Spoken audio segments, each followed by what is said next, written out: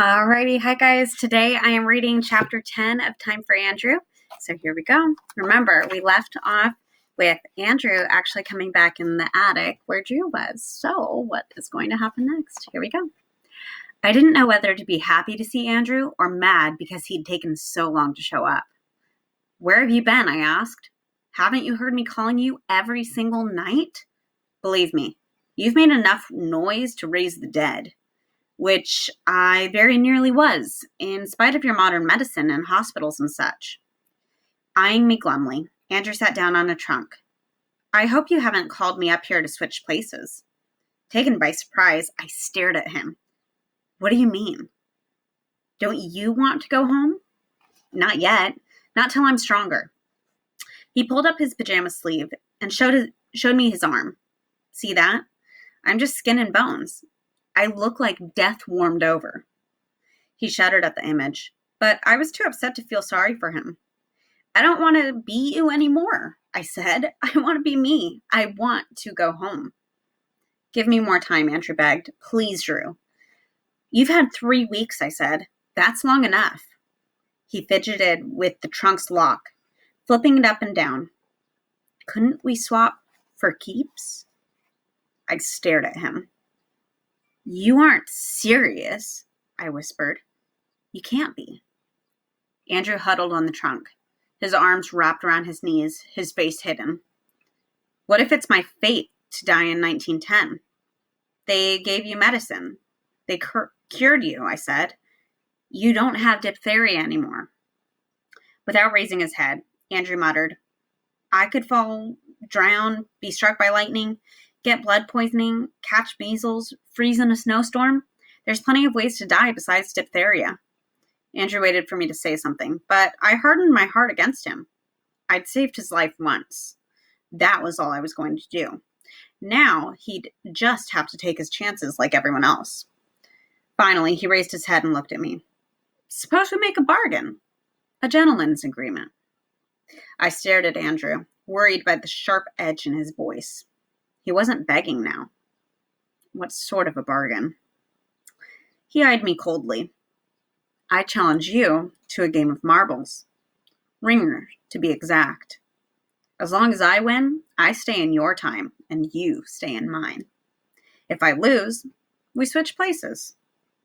That's not fair, I said. I don't know anything about marbles. Andrew leaned toward me, his face pale and earnest.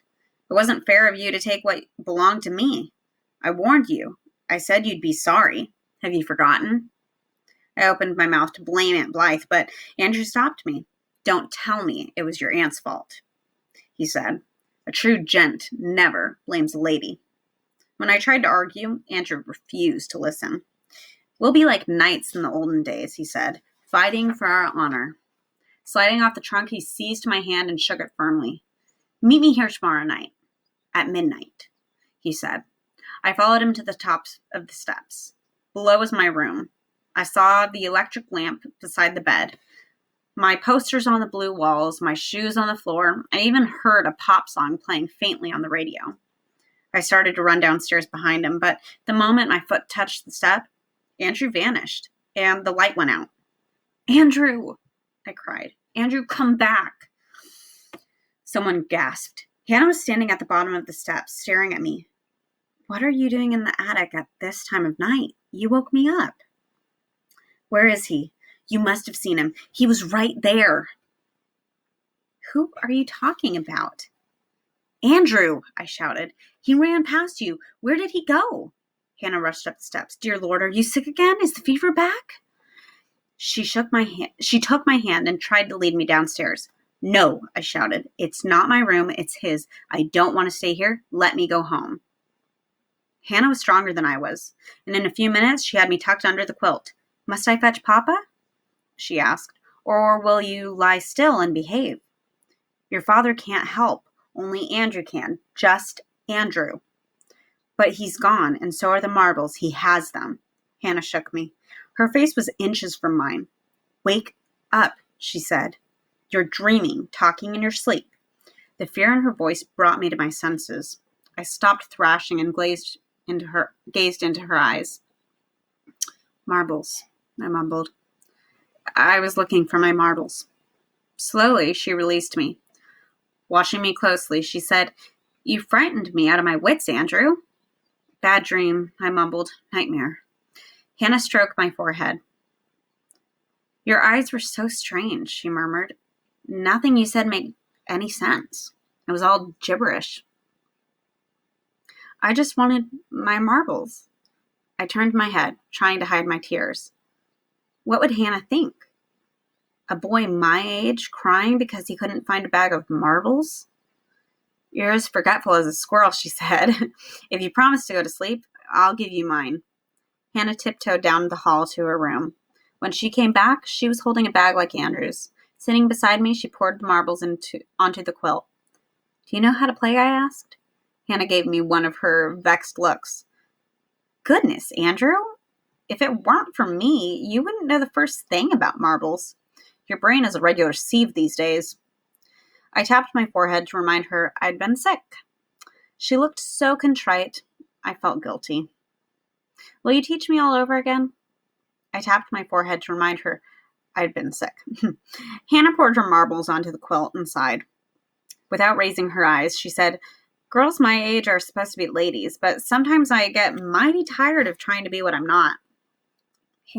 Cradling an Aggie, almost as shiny as Andrew's red bullseye, she cocked her head, studied her targets, and shot. The Aggie hit a glass marble and sent it spinning off the bed. Hannah grinned and tried again. When all the marbles except the Aggie were scattered on the floor, Hannah seized my chin and tipped my face up to hers. Looking me in the eye, she said, "If you promise not to tell a soul, I'll give you as many lessons as you want, no matter what Papa thinks. I'd rather play marbles than be a lady, and that's the truth." "Ringer," I said sleepily. "Do you know how to play ringer?" Hannah ruffled my hair. "You must be pulling my leg, Andrew. That's what we always play. It's your favorite game." I yawned. "Starting tomorrow, we'll practice every day till I get better than I used to be. When I'm finished with you, you'll be the all-time marble champion of Missouri." Hannah gave me a quick kiss and slid off the bed. In the doorway, she paused and looked back at me. "No more sleepwalking," she whispered. When Hannah was gone, I slid the bag of marbles under my pillow. From their frame above the bureau, the three horses watched. Staring into their wild eyes, I made a promise. Sooner or later, I'd beat Andrew. Maybe not tomorrow night, or the night after, but before the summer ended. I'd sleep in my room again, and Andrew would sleep in his. Let's see.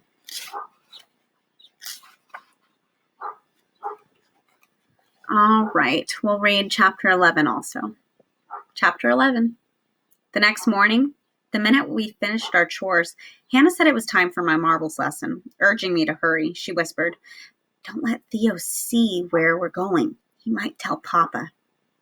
She ran out the back door, and I went chasing after her. The marbles clicked and bounced in my pocket, and my heart pounded in rhythm with my feet. "I'll beat you, Andrew. Beat you," they seemed to say. I followed Hannah under a rose trellis and came to a stop so quickly I almost tripped over my feet. I was standing on the edge of a small graveyard. No one had told me people were buried behind the house. Maybe Aunt Blythe didn't even know they were there. Her lawn was so overgrown, anything could be hidden in the weeds and brambles. Hannah stared at me. "What's the matter?" "We've always played here, Andrew. Don't you remember?" To avoid answering, I bent down to retie my shoelace. I didn't want Hannah to know I was so scared of cemeteries that I hid my face and held my breath every time I passed one. "Surely you're not afraid of our dead." Hannah came closer. "Of course I'm not." I tried to sound brave, but Hannah wasn't fooled. Taking my hand, she held it tight. "You came so close to dying," she whispered. "It must take a body to see things differently." It must make a body see things differently. Hannah gazed at the 5 headstones gathered in a group like old friends. Grandfather, grandmother, their son Andrew, their daughter Susan, and our sister Lucy. Her eyes lingered on the last grave, and her grip on my hand tightened. "Thank you, Lord, you're not lying here beside her, Andrew." I shivered. For the first time in my life, I knew what people meant when they said someone was walking on their grave. Little did Hannah know how truly close her brother had come to keeping Lucy company beneath the green grass. Face solemn, Hannah brushed away a tuft of moss growing in the L on Lucy's stone. You were only 3 or 4 when she died, so you don't really remember her, do you? I shook my head, and Hannah said, I was 8 and she was 10. We both had diphtheria. We were so sick, Mama thought that she was going to lose us both. But Dr. Fulton saved me. He couldn't save Lucy, though. While I listened, a cloud floated past the sun and cast its shadow on the burial ground. Leaves stirred and rustled. A mourning dove called, repeating the same sad notes over and over again. Hannah squeezed my hand. I'll tell you a secret, Andrew. For a long time after Lucy died, I'd wake up in the middle of the night and hear her breathing. I'd forget she was dead and talk to her the way I always had. Whispering in the dark, she'd listen. She'd laugh. Sometimes I even felt her hand touch mine. The mourning dove called again, and the cloud drifted away. In spite of the summer heat, I was cold. Weren't you scared, Hannah? She shook her head. Oh, no, not a bit. I was glad Lucy was near. It comforted me. I helped Hannah pick a bunch of clover blossoms to lay on her sister's grave. When she had arranged them carefully, she said, I fancy Lucy sees what I see and hears what I hear. As long as I live, she'll be alive too. I carry her in my heart, Andrew. She struck her chest. Right here. Suddenly embarrassed, Hannah leapt to her feet and ran across the grass to a grove of trees on the other side of the graveyard. Ducking under the branches, I found her kneeling in the green shade, clearing a space around her. If you want to play marbles, help me make a smooth place for the ring. She sounded firm, certain, in control of things again. While we worked together to the level of the ground, I glanced at Hannah from time to time. Her face was calm now, but it pained me to remember the sadness I'd seen in her eyes when she spoke of Lucy's death. Thank goodness I'd saved Andrew's life, not just for his sake, but for hers too. First a sister, then a brother? How could Hannah have borne so much sorrow and loss? There. Hannah got to her feet and surveyed the cleared space. Picking up a stick, she drew a lopsided circle in the dirt. She scratched across in the middle and laid 13 target marbles on it, 1 in the center and 3 on each crossbar. Miggles, she called them. Outside the circle, she drew 2 lines about a foot apart, took 10 steps back, and drew another one. Now, she said, we'll lag to see who goes first. I stared at Hannah, my face burning with embarrassment. I don't remember how to do that, I mumbled. She ran her fingers through her hair and took a deep breath. The first line she'd drawn was the lag line, she explained, and the one behind it was the back line. The players stood on the pitch line and aimed their marbles at the lag line. The one whose marble landed closest got to play first. Let me show you. Hannah eyed the line and carefully pitched her Aggie underhanded. It rolled through the dust and came to a stop about half an inch from the lag line. Hannah stepped aside. You try, she said. Be careful not to let your shooter roll past the black line. That's an automatic loss. Eyeing Hannah's Aggie, I threw mine and watched it roll way past the black line. Looks like I'm first. Hannah shot 4 miggles out of the ring before she missed. Sitting back on her heels, she said, Your turn, Andrew. I tried to shoot the way she had, but my Aggie rolled feebly out of my hand. Didn't even come near a miggle. For goodness sake, you've truly forgotten everything I taught you, Andrew. Hold it like this, between your thumb and your index finger. Hannah bent my finger on the marble and studied my knuckles on the dirt. Now, flick your thumb hard. The Aggie rolled a little farther, but Hannah wasn't satisfied. Keep your knuckles on the ground when you shoot, she said, and don't move your hand while you're shooting. When I finally managed to shoot my Aggie all the way across the ring, Hannah said, Now, let's play a real game. Remember, the first to knock 7 miggles out of the ring wins. While I arranged the marbles, Hannah sat on the tree root and pulled off her shoes and stockings. Wiggling her bare toes, she sighed. Don't tell Mama. She says my feet will grow if I don't wear shoes, but I don't care if I end up wearing size 13s. As for being unladylike, psh, these shoes pinch like the very dickens. Sorry, there's a lawnmower, so I apologize if that's distracting. Pushing the hair back from her face, Hannah knuckled down and shot. Click! Her Aggie sent cat's eye spinning across the dirt and into the weeds. She hit 5 and missed the 6th. Drat, she muttered, holding my Aggie clumsily. I tried to shoot the way that Hannah had taught me, but it was hopeless. The miggles were scattered all over the place. I aimed at the closest, missed, and lost my turn. That's one of the advantages of going first, Hannah said. You have better targets when the ring is full. I sat back, waiting for her to shoot. Even in the shade, it was steamy hot. Gnats circled our heads, humming in our ears, taking little bites. Try again, Andrew, Hannah said patiently. For the rest of the long morning, we played, but by the time we quit, my thumb hurt. My neck and shoulders ached, and my finger felt permanently crooked. It looked like I wasn't going to beat Andrew anytime soon. Chucking me under the chin, Hannah laughed. Goodness, don't look so glum. It's a game, Andrew, not a matter of life and death. I turned away quickly and began gathering the marbles. The things the Tylers said in ignorance were downright scary. Behind me, Hannah grabbed a branch and swung up into the tree. Race you to the top, Andrew. I'd never climbed a tree in my life, but I didn't dare admit it. Sooner or later, the Tylers were bound to think I was a complete lunatic. They still mentioned George Foster from time to time, though never deliberately in my hearing. The Fosters had sent George to the county asylum. What if Mr. Tyler decided to do the same with me? I took a deep breath and followed Hannah up the tree. One limb at a time, higher and higher. Leaves brushed my face, the branches swayed, but I kept going. I wanted to please Hannah. I wanted to show her that I could do what she did. If she told me to jump, I would. For her, I'd fly. When Hannah had climbed as high as she could, she said, Look, Andrew, you can see all the way to the river view from here. There's the church steeple and the courthouse tower. Feeling slightly queasy, I clung to a limb and gazed at the barns and houses, fields and woods, cows and sheep, the river behind the house, railroad tracks shining silver in the sunlight. It was a nice view. But all I could think about was climbing down. We were up so high. How would we ever get back down to earth without killing ourselves? Suddenly, a loud popping and banging shattered the quiet. Almost hidden in a cloud of dust, a car roared along the road below us. Cattle lumbered to their feet. Horses raised their heads and galloped away. A flock of chickens scattered in all directions. Hannah gasped. Oh, my Lord. It's John Larkin in his father's motor car. If he catches me looking like this, he'll think I'm a common hoyden. Her bare foot plunged toward me.